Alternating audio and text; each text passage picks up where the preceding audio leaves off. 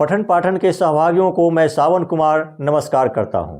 आज के पठन पाठन में मैं लेकर आया हूं हिंदी व्याकरण मंथन की चर्चा संख्या 30। आज हम बातें करेंगे कर्म और क्रिया के मेल संबंधी नियम क के उपनियम 3 पर। नियम 3 पर चर्चा करने से पहले मैं आपको बतला दूं कि हम हिंदी व्याकरण मंथन संबंधी जो भी चर्चा कर रहे हैं परीक्षा के दृष्टि से तो अधिक उपयोगी है ही, हमारे व्यवहारिक जीवन के लिए भी बहुत उपयोगी है।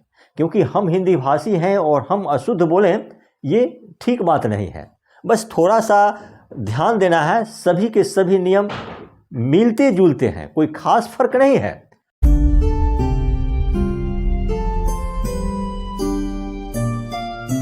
कर्ता और क्रिया के मेल संबंधी नियम में क्या देखे थे कि यदि विभक्ति रहित कर्ता या वा अथवा से जुड़ा हुआ हो तो अंतिम विभक्ति रहित कर्ता के लिंग और वचन के अनुसार क्रिया होती है। यहाँ पर चूंकि कर्ता विभक्ति युक्त है तो अंतिम कर्म के लिंग और वचन के अनुसार क्रिया होगी।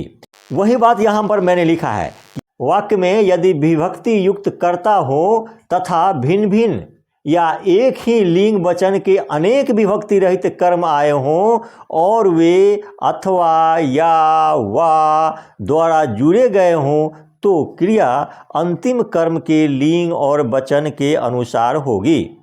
जैसे उसने लड़की या लड़का देखा। अब यहाँ पर देखिए, उसने कौन देखा, तो उसने यहाँ पर कर्ता है और ये विभक्ति युक्त है, ने से जुड़ा हुआ है। इसीलिए अब हम कर्म पे विचार करेंगे। क्या देखा, तो लड़की। ये लड़की एक वचन स्त्रीलिंग में है और ये या जो है सो विभाजक अव्यय है। इससे अलग करता है लड़का को। लड़का एक वचन पुल्लिंग में है, इसीलिए देखा यहाँ पर एक वचन पुल्लिंग में आया है, क्योंकि अंतिम कर्म के लिंग और वचन के अनुसार क्रिया होगी, देखा।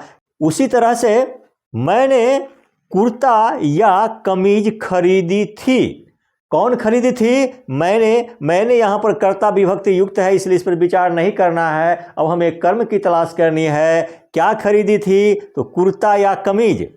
कुर्ता यहाँ पर पुल्लिंग है और कमीज स्त्रीलिंग है, और या विभाजक अव्यय द्वारा अलग किया है, विभाजित अलग हुआ है। इसीलिए क्रिया जो होगी अंतिम कर्म अर्थात ये कमीज, इसमें चूंकि विभक्ति लगी हुई नहीं है, इसीलिए अंतिम कर्म के मुताबिक क्रिया का प्रयोग किया जाएगा। क्योंकि कमीज यहाँ पर एक वचन स्त्रीलिंग में है, इसीलिए क्रिया भी एक वचन स्त्रीलिंग में होगी। खरीदी थी, देखिए इसमें अनुस्वर नहीं दिया गया इसलिए एक वचन में है, और थी ई जो है वह स्त्रीलिंग का प्रतीक है। कमीज स्त्रीलिंग में है, इसीलिए खरीदी थी दी का प्रयोग किया गया है। उसी तरह से हम अन्य वाक्य लेते हैं। आपने गाय अथवा बैल खरीदा था।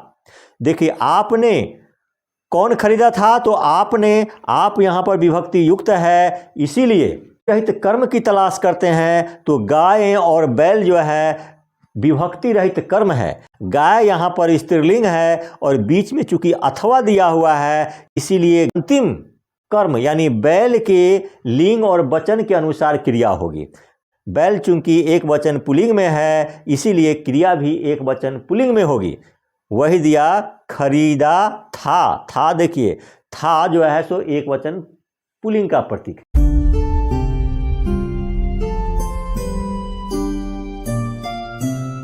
उसी तरह से मोहन ने बैल व गायें खरीदी थी। बैल यहाँ पर क्या है? बैल पुल्लिंग है और वा विभाजक अव्यय द्वारा जुड़ा हुआ है। गायें क्या है? बहुवचन स्त्रीलिंग में है, इसीलिए क्रिया भी बहुवचन स्त्रीलिंग में होगी। क्योंकि गायें बहुवचन स्त्रीलिंग में है, इसीलिए खरीदी थी जो है सो स्त्रीलिंग का प्रतीक है और अनुस्वर देने से बहुवचन का प्रतीक हो गया। उसी तरह से रीता ने 4 बकरी या 3 कुत्ते खरीदे।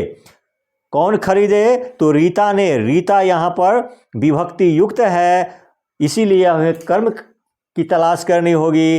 क्या खरीदे थे? तो 4 बकरी या 3 कुत्ते। चूँकि यहाँ पर 4 बकरी जो है सो बहुवचन स्त्रीलिंग में है, लेकिन यदि वाक्य में विभक्ति रहित कर्म या वा अथवा से युक्त हो तो क्रिया अंतिम कर्म के लिंग वचन पुरुष के अनुसार होगी।